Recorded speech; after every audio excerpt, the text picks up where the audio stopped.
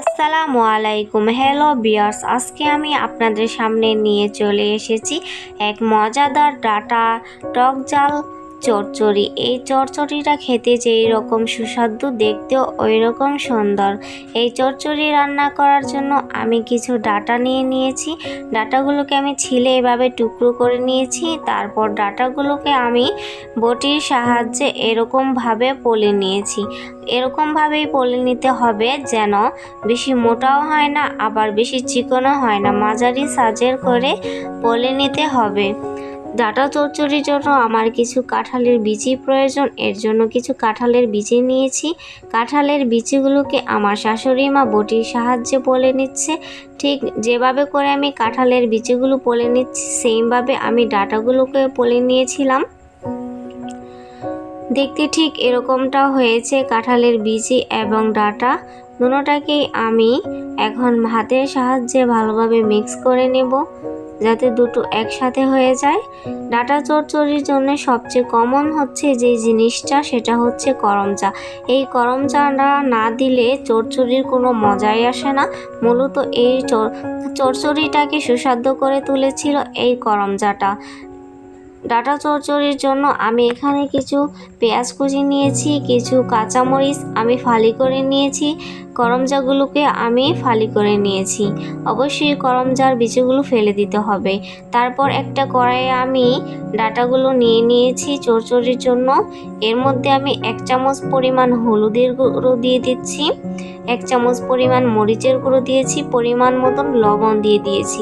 এখন আমি কাঁচামরিচগুলো দিয়ে দিলাম, পেঁয়াজ কুচিগুলো দিয়ে দিচ্ছি। তারপর পরিমাণ মতন তেল দিয়ে দিচ্ছি। অবশ্যই চচ্চড়িটাতে তেলের পরিমাণটা একটু বেশিই লাগে। তারপর আমার শাশুড়ি মা চচ্চড়িগুলোকে হাতের সাহায্যে এভাবে করে কষলিয়ে মিশিয়ে নিচ্ছে। অবশ্যই হাত দিয়ে কষলিয়ে মিশিয়ে নিতে হবে। এরকমভাবে কষলিয়ে মিশিয়ে নিতে হবে যেন কষলিয়ে নিতে নিতে ডাটা থেকে পানি বের হয়ে আসে, ঠিক এরকম। এখন আমি চচ্চড়িটাকে চুলায় বসিয়ে দিয়েছি। তার মধ্যে সামান্য একটু পরিমাণে পানি দিয়ে দিয়েছি। তারপর আমি এখন এটাকে ঢাকনা দিয়ে ঢেকে দেব। এখন ঢাকনাটা খুলে আমি একটু নাড়িয়ে চাড়িয়ে ভালোভাবে উল্টিয়ে পাল্টিয়ে নেব, যেন এপাশ ওপাশ দুনো পাশেই সিদ্ধ হয়ে যায়।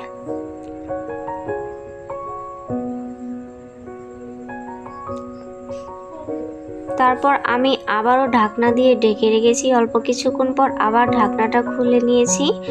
আমার ডাটা চচ্চড়ির পানিগুলো প্রায় শুকিয়ে এসেছে। এখন আমি আরেকটু নেড়ে চেড়ে নেব।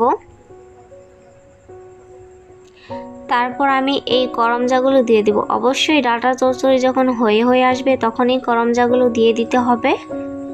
তারপর এগুলো আমি আবারও নাড়িয়ে চাড়িয়ে নিচ্ছি। এখন আমি আবারও একটু ঢাকনা দিয়ে ঢেকে দেব।